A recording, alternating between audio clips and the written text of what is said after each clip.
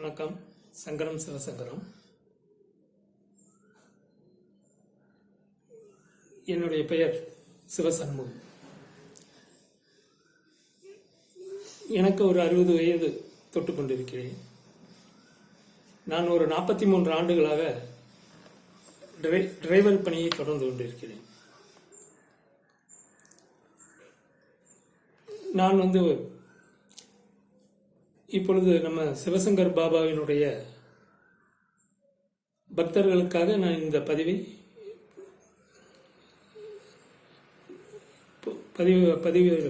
பதிவிடுகிறேன். அவர்களுடைய மன ஆறுதலுக்காகவும் என்னால் ஒரு சிறிய தொகுப்பை உங்களுக்கு நான் அளிக்க விரும்புகிறேன். நான் ஒரு திராவிட கொள்கையை சேர்ந்தவன். எனக்கு கடவுள் நம்பிக்கை இல்லை. கடவுள் மறுப்பாளன். நான் இந்தியாவில் உள்ள அத்தனை கோயில்களுக்கும் சென்று கொண்டிருக்கிறேன். அது என்னுடைய தொழில் சார்ந்த விஷயமாக நான் சென்று வந்திருக்கிறேன். என் டிரைவர் தொழிலாக இருக்கிறதுனால நான் எல்லா இடத்துக்கும் சென்று வந்திருக்கிறேன். எனக்கு அந்த கோயிலுக்குள்ளாரையில் நான் போய் சாமி கும்பிடுவதெல்லாம் இல்லை. என்னுடைய அந்த டிரைவருக்கு உண்டான அந்த ஸ்டேரிங்கை தான் நான் தொட்டு கும்பிடுவேன். இன்றும் 43 ஆண்டுகளாக எனக்கு ஒரு சிறு அசம்பாவிதங்களோ எந்த விதமான பிரச்சனைகளும் எனக்கு கிடையாது. நன்றாக இருக்கிறேன். என்னுடைய வாழ்க்கையில் சிவசங்கர் பாபாவை நான் எப்படி எடுத்தேன் என்றால், எனக்கு அவரை பற்றி ஒன்றும் தெரியாது. என் மனைவி என்னுடைய வற்புறுத்தலின் பேரில் 1996 நான் அவரை முதலில் சந்திக்கும் பொழுது நீலாங்கரை என்ற ஒரு இடத்தில் ஒரு சின்ன சாலை டென்ட் போட்டிருக்கோம். அதில் தான் இருந்தார். நாங்கள் போனோம். எனக்கு ரோஸ் மில்க் அப்போ கொடுத்து கொண்டு இருந்தார்கள். அந்த ரோஸ் மில்க் கொடுத்தார்கள். அப்பொழுது சிறிய இடமா இருந்தாலும் ஜாஸ்தி பக்தர்கள் அங்கே இருப்பார்கள். லைனாக தான் செல்ல வேண்டும். நாங்களும் லைனாக முதல் முறையாக அவரை சந்திக்கும் பொழுது லைனாக சென்றோம். அவரை சந்தித்தோம், பார்த்தோம். நாங்கள் அதோடு நாங்கள் திரும்பி வந்துவிட்டோம். அந்த நீலாங்கரை சம்பவத்தை முடித்துவிட்டு நாங்கள் வந்துவிட்டோம். மறுபடியும் நாங்கள் 1997 அவரை போய் சந்திக்க போனோம். அப்பொழுது என் மனைவிக்கு ஒரு இன்டர்வியூ, கவர்மெண்ட் இன்டர்வியூ வந்திருந்தது. நாங்கள் போனோம். போன பொழுது எங்களுக்கு அவரிடம் ஒரு 2 கேள்விகள் கேட்க வேண்டியது. எனக்கு திருமணமாகி 31 வருடங்கள் ஆகிறது என்றுடன். அவரை சந்திக்கும் பொழுது ஒரு 5 இயர்ஸ் 6 இயர்ஸ் ஆகிவிட்டது. அந்த குழந்தைகளுக்கான கேள்விகளை அவரிடம் கேட்க வேண்டும் என்று நாங்கள் போவோம். அவரிடத்தில் நாங்கள் நெருங்க கொள்ள முடியாது. தூரமாக நின்று எங்கள் மனக்கவலைகளோடு உட்கார்ந்திருப்போம். அந்த பேசக்கூடிய சந்தர்ப்பங்கள் கிடைக்காது. அப்பொழுது நாங்கள் 2 விஷயங்கள் எங்கள் மனதில் இருந்தது. ஒன்று குழந்தை, இரண்டாவது இந்த வேலைக்காக வந்திருக்கிற ஒரு விஷயம். நாங்கள் இதை அவர்களிடம் சொல்லவில்லை. நாங்கள் போய் அமர்ந்திருந்தோம். அவர் இந்த பூஜைகள் இதெல்லாம் முடித்த வாட்டி முதல் உரையை தொடங்குவார். தொடங்கும் பொழுது அவர் முதல் கொடுத்த பதில் எங்களுக்கு, இங்கே வந்திருப்பவர்கள் யார் குழந்தை இல்லாமல் இருக்கிறீர்களோ அவர்கள் பாக்கியசாலிகள் அப்படின்னு என்று உரையை ஆரம்பித்தார். நாங்கள் கொஞ்சம் சிந்தித்தோம். எனக்கு திருமணமாகி அவரை சந்திக்கும் வரை நான் செல்லாத ஹாஸ்பிட்டல்கள் இல்லை. எல்லாம் என் வசதிக்கு ஏற்ப மாதிரி நான் போனேன். எங்கள் 2 பேரிடத்திலும் எந்த கம்ப்ளைண்ட்டும் இல்லை. இப்போ எந்த ப்ராப்ளங்களும் இல்லை. டாக்டர் ரிப்போர்ட் அப்படிதான் இருந்தது. நாங்கள் பாபாவை சந்தித்து இந்த விஷயங்களை கேட்டதுக்கு அப்புறம் நாங்கள் ஒரு முடிவுக்கு வந்தோம். அடுத்த விஷயம் இந்த வேலை விஷயங்கள். இன்டர்வியூ நிறைய பேர் இருந்திருந்தாங்க. அதில் ஒரு 9 பேர் செலெக்ஷன் பண்ணினார்கள். அப்பொழுதும் இப்பொழுது இருக்கிற எங்கள் தலைவர், அவருடைய தந்தை தான் இந்த தமிழ்நாட்டின் முதல்வராக இருந்தார். நாங்கள் என் மனைவியை பாபாவை சந்தித்துவிட்டு இன்டர்வியூ முடித்துவிட்டு பாபாவை பார்க்க சென்றோம். அப்பொழுதும் நாங்கள் அந்த இன்டர்வியூக்கு போனதும் தெரியாது. நாங்கள் எதுவும் பாபாவிடம் பேசவில்லை. பாபா சொன்னார், நீங்கள் எதிர்பார்த்து வந்தது உங்கள் வீட்டுக்கு போய்விட்டது, நீங்கள் போய் வாருங்கள் என்று கடைசியாக ஒரு வார்த்தை சொன்னார். அது யாருக்கு சொன்னார் என்று எங்களுக்கு தெரியவில்லை. நாங்கள் ஒரு 2 நாள் சென்னையில் இருந்து முடிந்து வீட்டுக்கு வரும்பொழுது அங்கே எங்களுக்கு அப்பாயின்மெண்ட் ஆர்டர் அங்கே கையில் இருந்தது. அப்பொழுது இருந்து நான் எங்கள் ஒரு பெரிய அளவுக்கு பொருளாதார எல்லாம் எங்களிடம் கிடையாது. நாங்கள் எங்கள் உழைப்புக்கு போக நல்லபடியாக வாழ்ந்து கொண்டிருக்கிறோம். அதுதான் எங்களுடைய வாழ்க்கையாக இப்பொழுதும் போய்கொண்டிருக்கிறது. அப்புறம் இன்னொரு விஷயம், என் மனைவிக்கு நான் ஒரு 31 ஆண்டுகள் ஆகிறது திருமணமாகி. திருமணமான ஒரு 1 வீக் 8 days இருக்குன்னு நினைக்கிறேன்.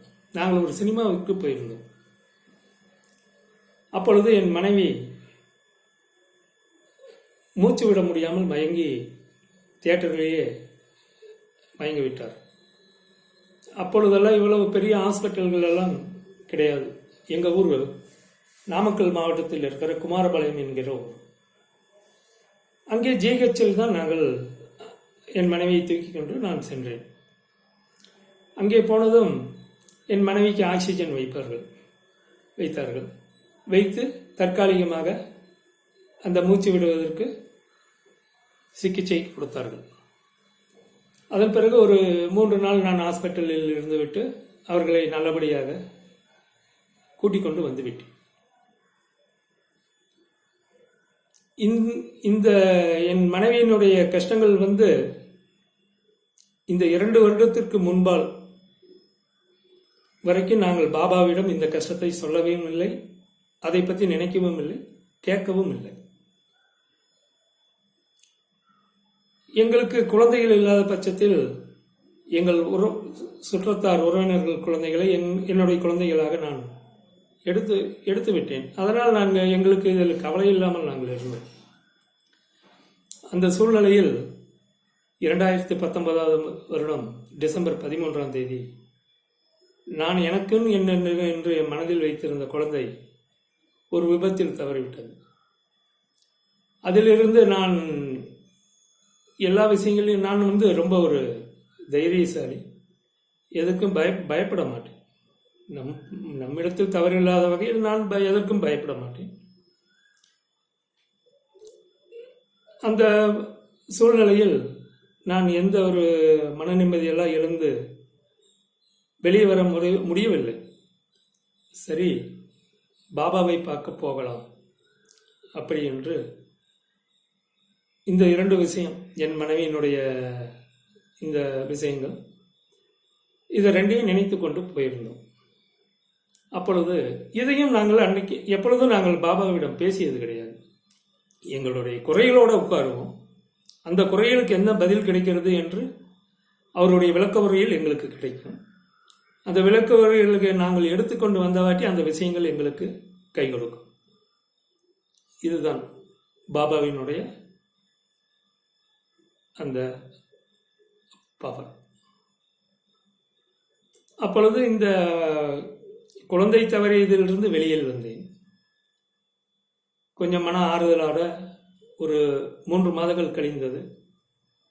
அப்புறம் இந்த உலகத்தில் இந்த கொரோனா என்ற வைரஸால் மக்கள் பாதிக்கப்படும் சூழ்நிலை வந்தது. நான் இந்த 29 வருடங்களாக என் மனைவிக்கு மூச்சில் பிரச்சனை கஷ்டப்பட்டேன். இந்த கொரோனா வந்ததுக்கு அப்புறமேல் இந்த கொரோனா ஈஸியாக வந்து இப்போ என் மனைவியினுடைய ஆரோக்கியத்திற்கெல்லாம் ஈஸியாக வந்து டச் பண்ணிவிடும்.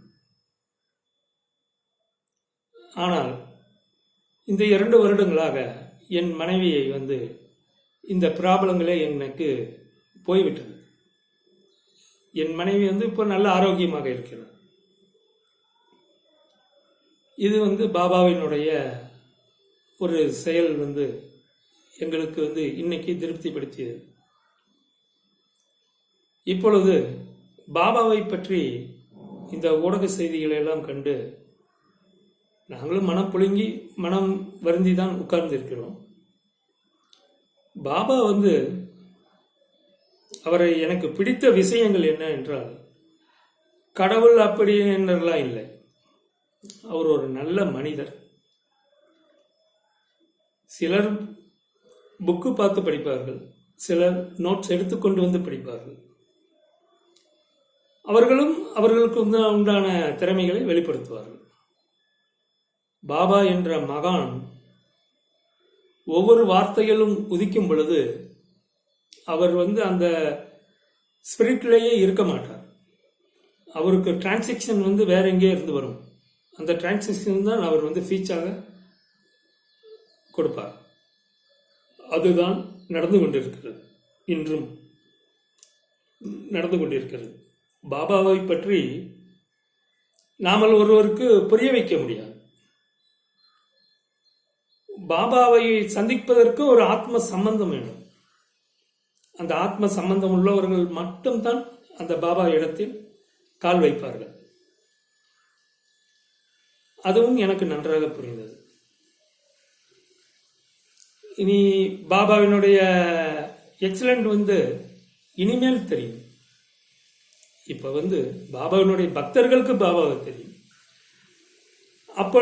இப்பொழுது பாபாவுடைய பக்தர்கள் ஒரு 50 லட்சம் பேர் இருப்பார்கள் என்றால் அவர்களுக்கு மட்டும்தான் பாபாவை தெரியும். இப்பொழுது நடந்த விஷயங்கள் நல்லதோ கெட்டதோ அது வந்துவிட்டது. அது நடக்கும் முடிவில் அதை பார்த்து கொள்ளலாம். அதில் ஒன்று எங்களுக்கு ஒரு வருத்தங்கள் கிடையாது.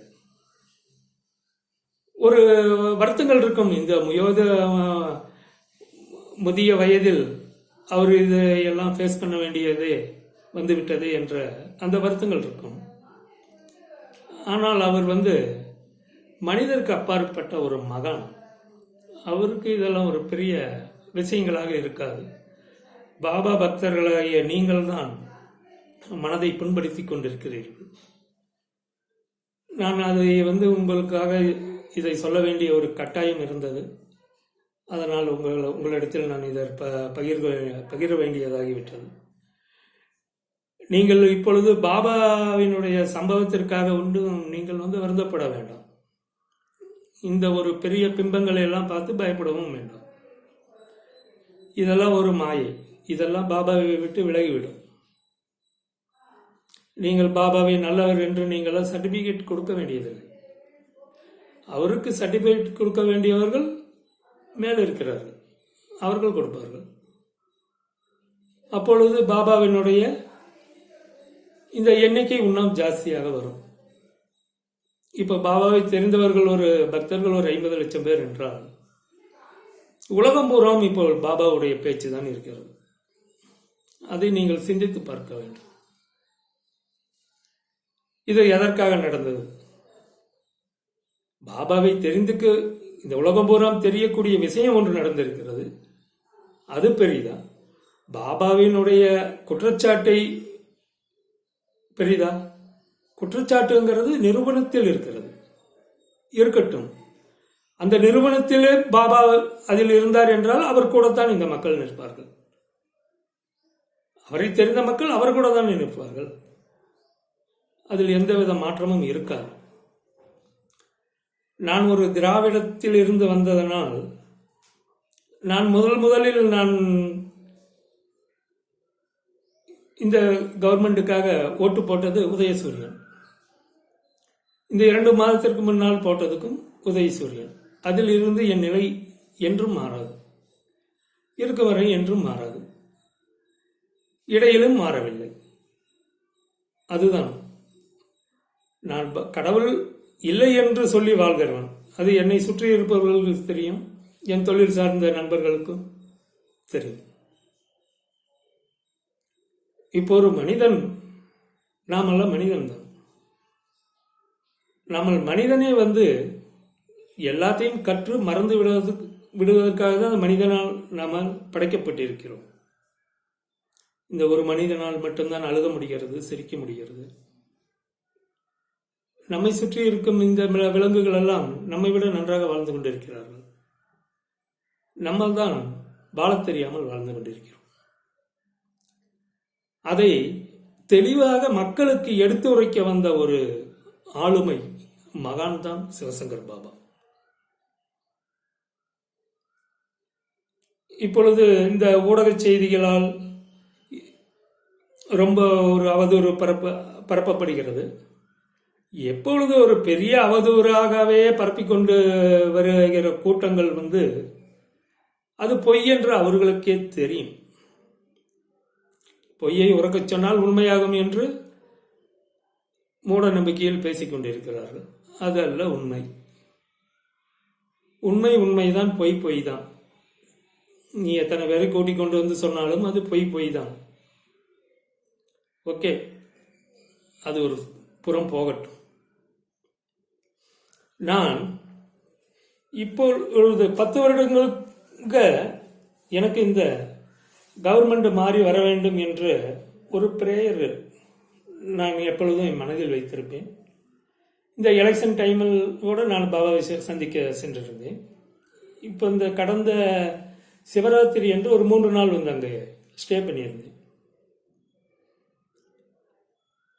அப்பொழுது எனக்கு இந்த கவர்மெண்ட் அமைந்து விடும் என்றும் தெரியும். அது அங்கே போன வாட்டி தான் அதுவும் எனக்கு தெரியும். இந்த கவர்மெண்ட் வந்ததுக்கு அப்புறமேல் நான் ஊடகங்களை எல்லாம் சரியாக பார்க்க மாட்டேன். சரியாக ஒரு செய்தி சேனல்களில் எனக்கு வேண்டியவர்கள் வரக்குள்ள பார்ப்பேன். அப்பொழுது கவர்மெண்ட்டும் வந்தது, எங்களுடைய ஆட்சியாளர்களும் வந்தார்கள். அவர்களை ரசித்து கொண்டு இருந்தேன். அதில் முக்கியமாக இப்பொழுது இந்த கொரோனா வைரஸினுடன் போராடி கொண்டிருக்கிற மாண்புமிகு அண்ணன் சுப்பிரமணிய அவர்களை ரொம்ப நேசிப்பேன், ஆழ்ந்து நேசிக்கிறேன். எங்களுடைய தலைவர் ஒரு பொது உடைமையாக வந்த பிறகு எல்லாருக்கும் நல்லது செய்கிறவங்களுக்கு எல்லாமே நல்ல பெயரெல்லாம் கிடைக்காது. கெட்ட பெயரும் சேர்ந்து கூடவே வந்து கொண்டு தான் இருக்கும். அது சந்தர்ப்பமும் சூழ்நிலைகளும். நான் இந்த நியூஸ், இந்த சந்தோஷமான இருந்த இந்த நேரத்தில் சிவசங்கர் பாபாவினுடைய பிரச்சனை வந்தது. நான் அந்த பிரச்சனை வந்த விதமே, என் மனைவி ஒரு காலையில் ஒரு 5 மணி இருக்கும், நான் வாக்கிங் செல்வதற்கு எந்திரிக்கும் பொழுது ஃபர்ஸ்ட் வீடியோவை கொண்டு வந்து காமித்தார். நான் அப்பொழுது என் மனைவியிடம் சொன்னேன், அதுக்கு முன் இந்த பிஎஸ்பி ஸ்கூலினுடைய பிரச்சனைகள் போய்கொண்டிருந்தது. அதை ஃபேக்ட் பண்ணி தான் இந்த பிரச்சனை வந்திருக்கிறது. அது வரத்தான் செய்யும். ஒரு பிரச்சனைன்னு வந்தால் சுத்தியும் தான் பார்ப்பார்கள். அது பார்க்கட்டும். அது தீர விசாரிக்க வேண்டும். தீர விசாரித்து முடிவெடுக்க வேண்டியது அரசாங்கத்தினுடைய கடமை. அதுக்குண்டான அதிகாரிகள் எல்லாம் இருக்கிறார்கள். எங்கள் தலைவர் கூறியிருந்தார், இது மக்களுக்கான ஆட்சி, மக்களுக்காகவே இருக்கும் என்று உறக்கச் சொல்லியிருக்கிறார். அந்த நம்பிக்கை எங்களுக்கு இருக்கிறது. அப்படித்தான் இருக்கும், அப்படித்தான் போகும். அவருக்கு அரசியலில் அனுபவங்கள் ஜாஸ்தி. அதை எப்படி கொண்டு போக வேண்டும் என்ற விஷயங்களை அவர் தந்தை அவருக்கு உணர்த்திவிட்டு போயிருக்கிறார். அதை அவர் பார்த்துக் கொள்வார். நன்றாக தான் இருந்தது பாபாவின் விஷயம் வர வரைக்கும். இதுக்கு முன்னால் ஒரு கருத்தை நான் பதிவிடுகிறேன். எங்கள் தலைவருடைய ஆட்சியெல்லாம் சிறப்பாக நடத்தி வென்று விடுவார். அதிலெல்லாம் துல்லிய அளவு சந்தேகங்கள் கிடையாது. என் தலைவருடைய ஹெல்த்தை நான் என் மனதில் நல்லா இருக்க வேண்டும் என்று இதே இந்த சிவசங்கர் பாபாவிடம் பிரேயர் செய்திருக்கிறேன்.